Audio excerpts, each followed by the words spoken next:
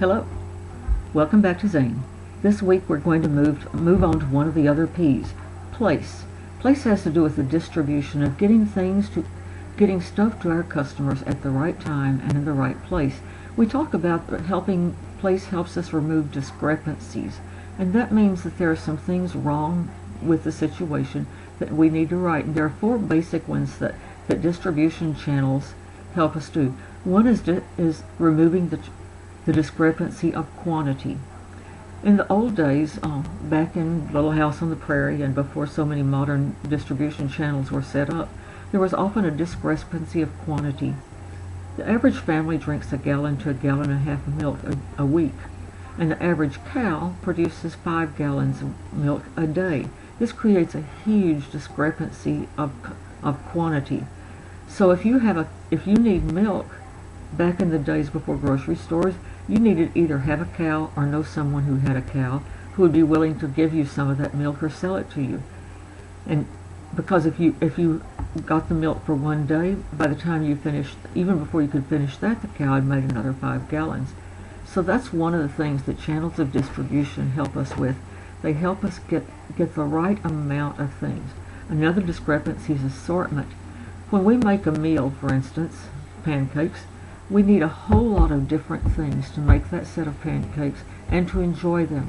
We need white flour, we need eggs, we need milk, we need a pan, heat, butter, syrup, a plate, forks and knives, and everything else that goes into making that meal. And without discrepancy, without channels of distribution, we would have to grow our own wheat, then grind it, then have a cow, milk the cow, make butter, make a campfire.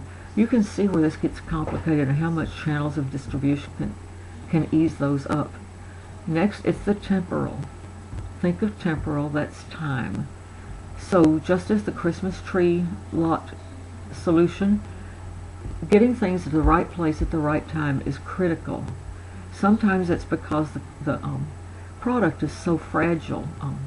An organ donation, for instance, if you are in an organ donation program or if you know someone who needs an organ and it's harvested, it has to be there almost immediately. We can't put it on UPS ground and hope it gets there.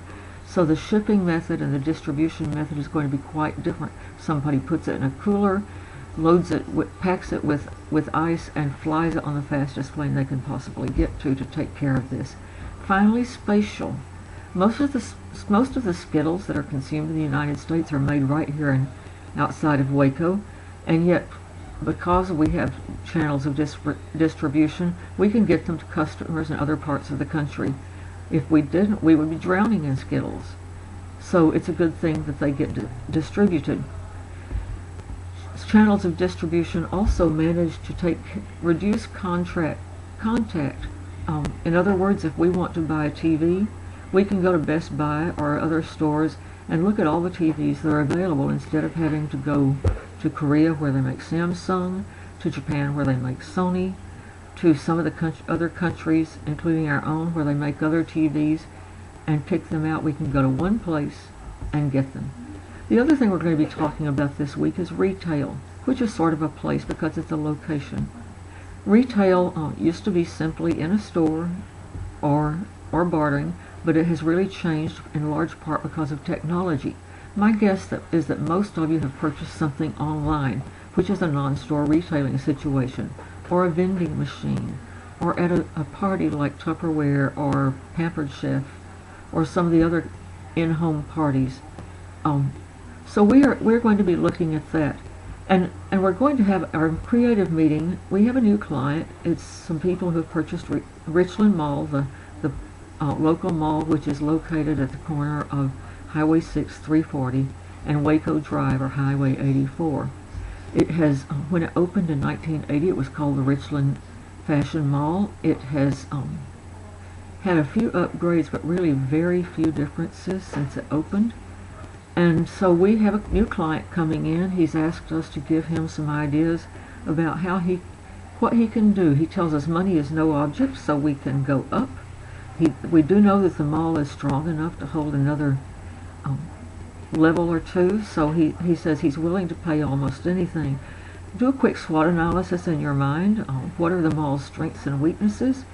What are some opportunities and threats? We know that one threat has been the Central Texas Marketplace, that is often called the new mall here in Waco.